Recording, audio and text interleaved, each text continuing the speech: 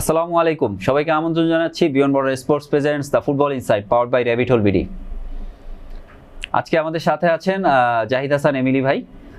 ভাইয়া, welcome to our show. Thank you. ভাইয়া, FC Oman Asia cup চলছে, বাংলাদেশ তো আসলে বলার মতো কোনো পারফরমেন্স কি করেছে? অবশ্যই আমি তো মেয়েদের খেলা দেখে মেয়েদেরকে অ্যাপ্রিসিয়েট করছি এবং আপনার এই শোয়ের মাধ্যমে বলছি যে মেয়েরা দুর্দান্ত করেছে। যদিও আপনি দেখেন সেকেন্ড ম্যাচে নর্থ কোরিয়ার সাথে আমরা 5 গোল কনসিড করেছি, প্রথম ম্যাচে চায়নার সাথে 2 গোলে হেরেছি। গোল ব্যবধান দিয়ে আসলে মেয়েদেরকে জাজ করা যাবে না এই কারণ আপনাকে আসলে দেখতে হবে যে মেয়েদের আপনি কোন লেভেলের ফ্যাসিলিটিস দিচ্ছেন। হ্যাঁ, মেয়েরা আসলে কি প্রিপারেশন নিয়ে ওখানে খেলতে গিয়েছে, ইভেনচুয়ালি মেয়েরা আসলে এই টাইপের দলের সাথে আগে খেলেছে কিনা। হ্যাঁ, এশিয়া কাপে তো আসলে আমাদের মেয়েরা খেলছে, এইটাই হলো সব থেকে বড় অ্যাচিভমেন্ট যে আমরা বাংলাদেশ ফুটবলের সর্বোচ্চ অ্যাচিভমেন্ট এটা। অবশ্যই বলতে হবে, ছেলে মেয়ে দুই জায়গাতেই, সব জায়গাতেই।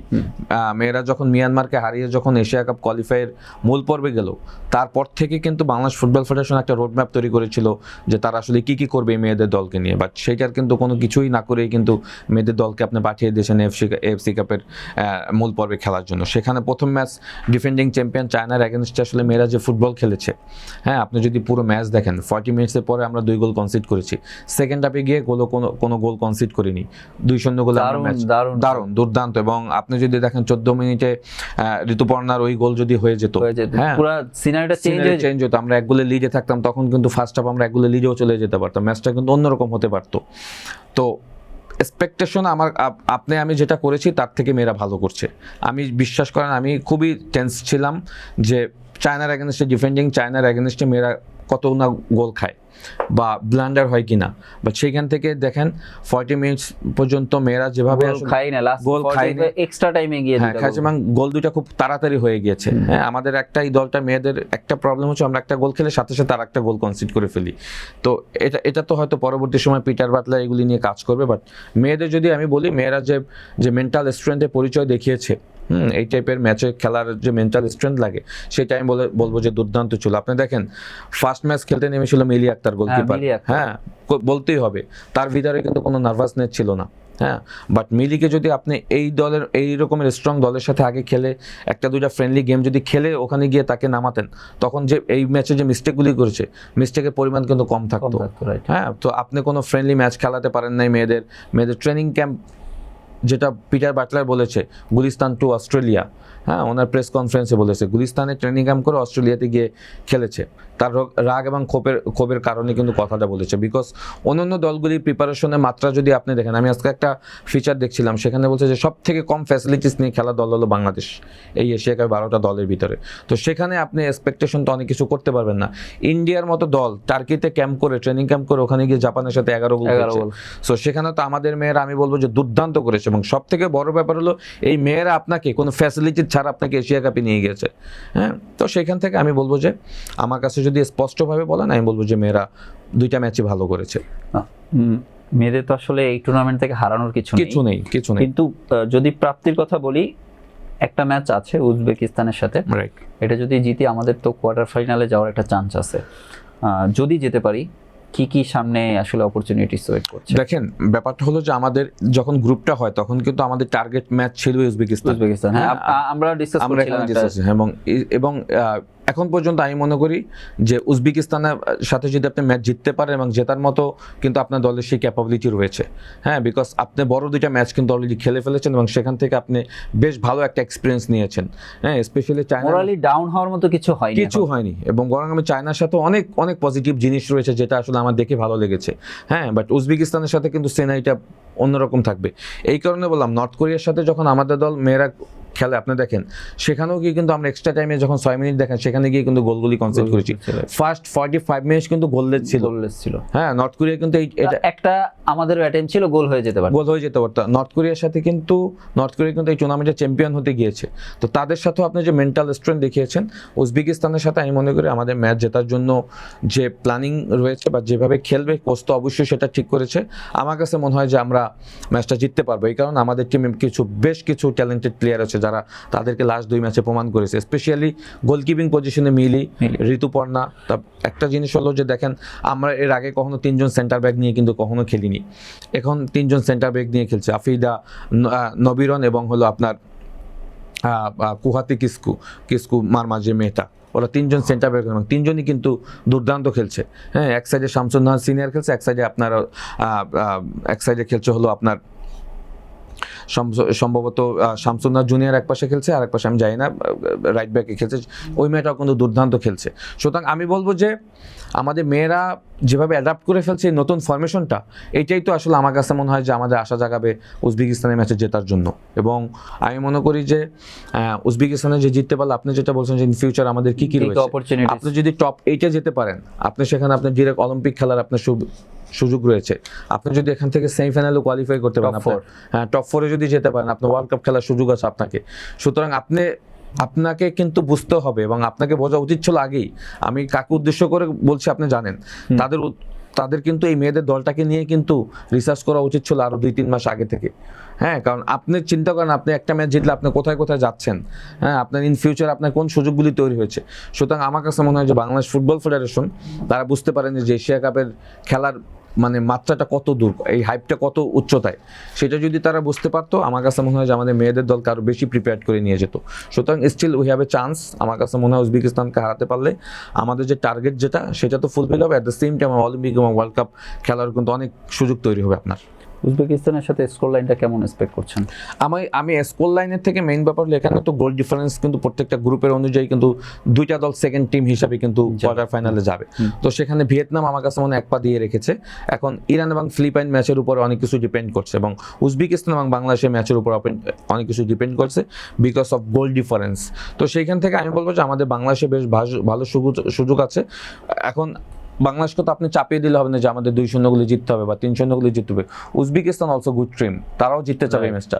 তো আমার কাছে মনে হয় যে স্কোর লাইন 1-0 যদি আমরা ম্যাচটা জিতি, বাই দিস টাইম আমাদের অন্যান্য গ্রুপের দিকে তাকিয়ে থাকতে হবে, বাট আমি মনে করি আমাদের জয়টা কনফার্ম করা ফার্স্ট প্রায়োরিটি থাকবে।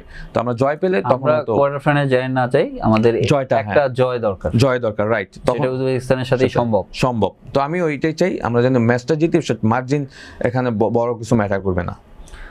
ভাই একটু বাংলাদেশ ফুটবল লিগের দিকে যদি আসি, পুরো 1.5 মাস পরে খেলা শুরু হলো এবং পয়েন্ট টেবিল যথারীতি আগের অবস্থায় আছে, কিন্তু বসুন্ধরার ফর্টিসের পয়েন্ট সেম, কারণ দুটো দলই ওই আগেও সেম অবস্থায় ছিল। আমি যদি ম্যাচগুলো একটু দেখি, আবাহনী 4-1 গোলে জিতেছে, বসুন্ধরা কিং 2-0, আর ফর্টিস 2-1 গোলে জিতেছে, আর বাকি দুইটা ম্যাচ ড্র হয়েছে। সো ওভারঅল 1.5 মাস পরে লিগটা যেভাবে শুরু হয়েছে, কতটুকু আশা রাখা যায় এটা ভালোর দিকে যাচ্ছে? দেখেন, পয়েন্ট টেবিলে কিন্তু তেমন কোনো এখানে কিন্তু তেমন পরিবর্তন হয়নি। আবাহনীর জায়গায় রয়েছে 3 নাম্বার দল হিসাবে, বসুন্ধরা 1 নাম্বার এবং ফর্টিস 2 নাম্বার রয়েছে, মোহামেডান ঠিক 6 নাম্বারে রয়েছে। বাট দেখতে হবে বসুন্ধরা কার সাথে ম্যাচ জিতেছে, ফর্টিস কার সাথে ম্যাচ জিতেছে। It is very important, because যেহেতু ফর্টিস এবং বসুন্ধরা তাদের সেম পয়েন্ট, তো এখানে একটা বড় ব্যাপার হলো বসুন্ধরা কিন্তু হারিয়েছে পিডব্লিউডিকে, আর মোহামেডানকে হারিয়েছিল ফর্টিস। সো মোহামেডান কিন্তু বসুন্ধরার সাথে খেলবে সেকেন্ড লেগে, কিন্তু ম্যাচ বাই ম্যাচ আপনাকে ইকুয়েশন করতে হবে। হ্যাঁ, তুলনামূলক পিডব্লিউডি তো একটু দুর্বল দল, হ্যাঁ তাকে হারিয়েছে বসুন্ধরা কিংস, আর মোহামেডানকে হারিয়েছে ফর্টিস, হারিয়েছে মোহামেডানকে। সো ফর্টিস কিন্তু এই পয়েন্টটা অনেক ইম্পর্টেন্ট। ফর্টিস কিন্তু একটা বিগ ম্যাচ অলরেডি জিতে ফেলেছে, এবং তাও তাদের অ্যাওয়ে ম্যাচে গিয়ে, মানে কুমিল্লায় গিয়ে। সুতরাং এইটা কিন্তু ফর্টিসকে এগিয়ে রাখবে, এবং বসুন্ধরা যেটা হলো বসুন্ধরা পিডব্লিউডিকে সাথে জিতেছে, নেক্সট খেলা কিন্তু বসুন্ধরা এবং বসুন্ধরা এবং ফর্টিস। হ্যাঁ, ভেরি ভেরি ইম্পর্টেন্ট খেলা নেক্সট রাউন্ডের। সুতরাং এইটা কিন্তু আসলে এই লিগ শিরোপা নির্ধারণী ম্যাচগুলি কিন্তু অনেক কিছু এই ম্যাচ থেকে আপনি কিন্তু বুঝতে পারবেন যে আসলে এইবারে লিগটা কারা জিততে যাচ্ছে।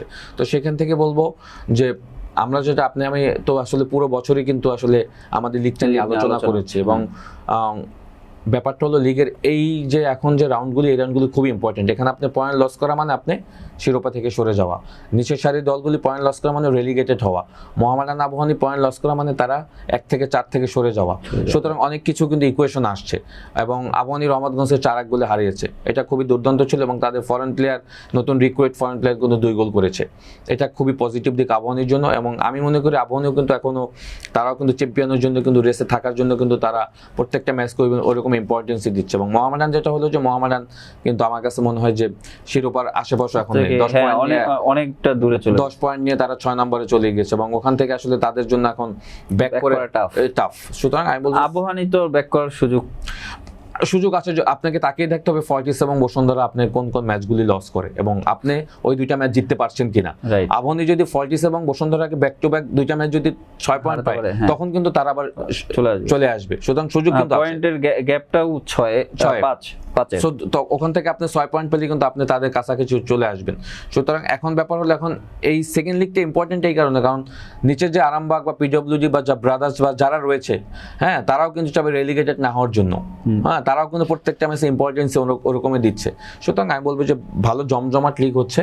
হ্যাঁ, বাট আমাদের কনসার্নের জায়গা হলো যে যারা চ্যাম্পিয়ন হবে তারা আসলে কোনো ম্যাচে এখন হোঁচট খাওয়া যাবে না। হোঁচট খেলে কিন্তু যেটা হবে, বসুন্ধরা কিন্তু একটা ম্যানচেস্টার সিটির মতো কিন্তু একটা প্রবলেম রয়েছে, তাদের একবার ব্রেকডাউন হলে তারা উইকেটটা রিকভার করা তাদের জন্য খুব ডিফিকাল্ট হয়। যেটা শুরু করেছে তারা ফার্স্ট লিগের শেষের দিকে গিয়ে, আপনি যদি 3-4টা ম্যাচে তারা কিন্তু রেগুলার পয়েন্ট লস করেছে। হ্যাঁ, আমি কিন্তু এখানে কথা বলছিলাম, এই লাস্ট ম্যাচের আগেই 2টা ম্যাচ ড্র করেছে, এর আগের ম্যাচটা হেরেছে এবং তারা কিন্তু একটা সময় ছন্দে ছিল, শুরুটা কিন্তু বেশ ভালো ছন্দ নিয়ে শুরু করেছিল, বাট যখনই তারা ব্রেকডাউন হয়েছে তখন তারপর থেকেই কিন্তু ফর্টিস তাদেরকে কিন্তু ক্লোজ করেছে এবং ফর্টিস যেটা করেছে, ফর্টিস কিন্তু আবার তাদের জায়গায় পারফরমেন্স ধরে রেখেছে এবং ফর্টিস একমাত্র দল, জানেন আপনি, যে 1.5 মাস খেলা ব্রেক ছিল, তারা একমাত্র দল, তারা কিন্তু ক্লাব কখনো ছুটি দেয়নি, তারা তাদের প্র্যাকটিস কন্টিনিউ রেখেছে এবং তাদের কোচও কিন্তু আমাদের এখানে এসে আমাদের সাথে ডিসকাস করে গেছেন। সুতরাং আমি ফর্টিসকে অনেকটা এগিয়ে রাখবো, কারণ ফর্টিসের প্ল্যানিংটা আমার কাছে বেশ ভালো লেগেছে এবং তারা প্রত্যেকটা ম্যাচ বাই ম্যাচ ফোকাস করছে। তো আই হোপ দেখা যাক এখন, হ্যাঁ, আরো ভালোর দিকে যে কম্পিটিশনটা বাড়ুক। একটু চ্যাম্পিয়ন্স লিগের দিকে তাকাই, আমরা লাস্ট শোতে যখন কথা বলছিলাম তখন ড্রটা হয়নি, রাউন্ড অফ 16 এর ম্যান সিটির সাথে রিয়াল মাদ্রিদের খেলা পড়েছে। আপনি বলছিলেন এখানে বসে বললে কি হবে আর কি, সেটাই হচ্ছে। আসলে কি হবে না কি হবে, এটার থেকে মেইন ব্যাপার হলো যে চ্যাম্পিয়ন্স লিগে তো আসলে এখন হয়ে গেছে মেন্টাল গেম আর কি। এটা তো আমি সবসময় বলি যে চ্যাম্পিয়ন্স লিগ আর লিগের ম্যাচ একরকমের নেই, এবং আপনি দেখবেন যে চ্যাম্পিয়ন্স লিগের অনেক দল গুরুত্ব দিতে গিয়ে লিগের শিরোপা অনেকে হারিয়ে ফেলে।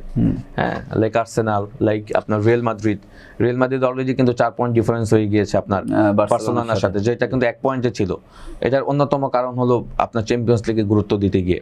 হ্যাঁ, কারণ তাদের লিগের মেইন ফোকাস হচ্ছে 12 তারিখে খেলা, ম্যান সিটি পরীক্ষাটা দিতে হবে, তাদের ম্যান সিটি পরীক্ষা দিতে হবে, বরং আমি মনে করি যে ম্যান সিটিকেও পরীক্ষা দিতে হবে। ম্যান সিটিকে তো পরীক্ষা দিতেই হবে, বিকজ রিয়াল মাদ্রিদ তো আমরা জানি চ্যাম্পিয়ন্স লিগের জন্য কতটা ভয়ঙ্কর দল। হ্যাঁ, এবং এটা সবসময়ের জন্য যে স্কোয়াডই থাকুক না কেন। হ্যাঁ, এবং আপনি দেখবেন যে খেলাটা কন্ট্রোল করে ফেলবে ম্যানচেস্টার সিটি, ম্যাচ শেষে দেখবেন যে স্কোর শিটে রিয়াল মাদ্রিদ ম্যাচ জিতে গিয়েছে। হ্যাঁ, এরকম বহুত রিয়াল মাদ্রিদের লাস্ট ম্যাচটার কথাই বলি, 95 মিনিটে লিগ ম্যাচে, রাইট, হ্যাঁ, লা লিগার ম্যাচে 1-1 ড্র ছিল, 95 মিনিটে একটা গোল দিয়ে ম্যাচ 2-1 জিতে। আপনি তার আগের ম্যাচটা দেখেন, এলসের সাথে 1 গোলে হেরে গিয়েছে। সো রিয়াল মাদ্রিদ এখন এগুলিই করবে, আমার যেটা মনে হয়। রিয়াল মাদ্রিদের এখন মেইন ফোকাস চলে গেছে আমার মনে হয় চ্যাম্পিয়ন্স লিগের দিকে। পিএসজি আর চেলসির ম্যাচটা কি আশা করছেন? এই ম্যাচটা আমার কাছে মনে হয় যে ফাইনালের আগে দুটো ফাইনাল ম্যাচ আমরা দেখতে পারবো, হোম অ্যান্ড অ্যাওয়ে। হ্যাঁ, বিশাল কম্পিটিশন হবে। চেলসি এখন রাইট নাও তাদের বেশ কিছু ট্যালেন্টেড ম্যাচ উইনিং প্লেয়ার আছে যারা যে কোনো সময় খেলার প্যাটার্ন চেঞ্জ করে। আর ডিফেন্ডিং চ্যাম্পিয়ন প্যারিসের কথা তো বলবোই, প্যারিস তো সবসময়ের জন্য দুর্দান্ত দল। হ্যাঁ, ওসমান ডেম্বেলে এই মুহূর্তে বিশাল ফর্মে রয়েছে। সুতরাং সবকিছু মিলে ওই ম্যাচটা আমার কাছে মনে হয় যে ভালো কম্পিটিশনে ম্যাচ হতে যাচ্ছে। বার্সার জন্য কি একটু সহজ হয়ে গেল নিউক্যাসল? কিছুটা তো অবশ্যই অঘটন হওয়ার চান্স নাই তেমন আমি দেখছি না, কারণ বার্সেলোনা এই মুহূর্তে যে ফর্মে রয়েছে, আপনি যদি গতকালকে ধরেন লামিন ইয়ামালের গোল, আমি বলবো যে এক কথায় অসাধারণ আর কি। তো বার্সেলোনা কোপা দেল রের সেমিফাইনাল সেকেন্ড লেগের ম্যাচটা আপনি আমাকে বলতেছিলেন যে আসলে কামব্যাক রিকভার কিন্তু হয়ে গিয়েছিল। হ্যাঁ, 72 মিনিটস যখন 3-0 আপনি লিডে চলে যাবেন, নেক্সট 18 মিনিট ছিল খেলার। হ্যাঁ, আমি ধরে নিয়েছিলাম আরো 2টা গোল হবে। অনেকগুলো সহজ চান্স আসলে মিস হয়ে গেছে, না হলে তো 5-6টা গোল হয়ে যেত। সো এই সিজনে যদি ওভারঅল আমাকে বলেন, বার্সেলোনা দ্যাট টিম যে কোনো সময় যে কোনো কিছু করে ফেলতে পারে। তারা লিগ শিরোপা এবং বার্সেলোনা চ্যাম্পিয়ন্স লিগের জন্য 2টা শিরোপাই তারা জেতার জন্য কিন্তু এখন এই মুহূর্তে তারা ওইভাবেই কিন্তু রেডি হচ্ছে। এবং আমি যদি মানে খুবই বড় ধরনের এক্সাইটেড না হয়, বার্সেলোনা হয়তো লা লিগা জিতবে এবং চ্যাম্পিয়ন্স লিগের আমি দেখতে পাচ্ছি যে বার্সেলোনা চ্যাম্পিয়ন দেখতে পাচ্ছি। অ্যাটলেটিকো মাদ্রিদ টটেনহাম, অ্যাটলেটিকো মাদ্রিদের জন্য কঠিন হয়ে যাবে কিনা টটেনহামের সাথে? কঠিন হবে। টটেনহাম কিন্তু আসলে লিগ এখন এক রকমের ছেড়ে দিয়েছে। হ্যাঁ, তারা মন ফোকাস কিন্তু এখন আপনার champions league. At the same time Atletico মাদ্রিদেরও হ্যাঁ কোপা দেল রে ফাইনাল ছাড়া আর ফোকাস করার মতো কিছু নেই। তাদের সাথে রিয়াল মাদ্রিদ এবং বার্সেলোনার ডিফারেন্স অনেক, অলমোস্ট 10 পয়েন্টের ডিফারেন্স। তো লিগ নিয়ে তাদের কিন্তু কোনো ফোকাস নেই, তাদেরও ফোকাস চ্যাম্পিয়ন্স লিগ। এখন আমি যেটা বললাম যে দেখেন চ্যাম্পিয়ন্স লিগ এবং লিগে যারা একদম শিরোপা রেসে থাকবে তাদের জন্য কিন্তু কম্পিটিশনটা খুব হার্ড হয়ে যায়। হ্যাঁ, এবং এদিকে যদি ইংলিশ প্রিমিয়ার আর্সেনালকে দেখেন, হ্যাঁ আর্সেনালের কিন্তু সেম, আর্সেনালের জন্য কিন্তু দুই দিকেই কিন্তু মেইনটেইন করতে হবে। তো এইখানে ব্যাপারটা হলো লিভারকুজেনের সাথে, হ্যাঁ লিভারকুজেন কিন্তু খুবই স্ট্রং দল, স্ট্রং টিম, রাইট। হ্যাঁ, সো ব্যাপারটা হলো যে এখানে মেইন ফোকাস থাকতে হবে আপনার প্লেয়ার ইনজুরি। প্লেয়ার হচ্ছে আপনি দুইটা লিগের জন্য একরকম স্কোয়াড রাখতে হবে, চ্যাম্পিয়ন্স লিগের জন্য একরকম স্কোয়াড রাখতে হবে, এবং কিছু প্লেয়ার অটোমেটিক চয়েস, চ্যাম্পিয়ন্স লিগও খেলবে লিগও খেলবে, এই প্লেয়াররা যেন ইনজুরিতে না পড়ে। Important player like Lamine Yamal আপনার হলো বার্সেলোনাতে, রাফিনা বার্সেলোনাতে, এরা ইনজুরিতে পড়লে কিন্তু সেটা রিকভার হবে না। অ্যাট দ্য সেম আর্সেনালে যদি বলেন ডেকল্যান রাইস, এদের মতো প্লেয়ার ইনজুরিতে পড়লে কিন্তু রিকভার হবে না। প্যারিসে যদি বলেন ওসমান ডেম্বেলে, ইনজুরিতে পড়লে রিকভার হবে না। সো এই প্লেয়ারদেরকে ফিট রাখাটা অ্যাট দ্য সেম টাইম দুই জায়গায় কিন্তু তাদের পারফর্ম করতে হবে। ধন্যবাদ ভাইয়া, অনেক ডিসকাশন হলো। হোপফুলি এই চ্যাম্পিয়ন্স লিগটা দারুণ জমবে, কারণ প্রত্যেকটা টিম কিন্তু ভালো পজিশনই আছে।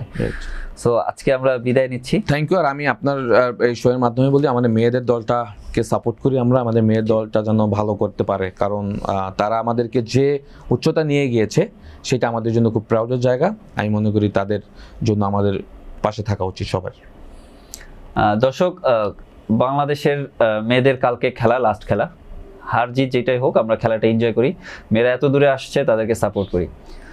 আজকে এই পর্যন্তই, আল্লাহ হাফেজ।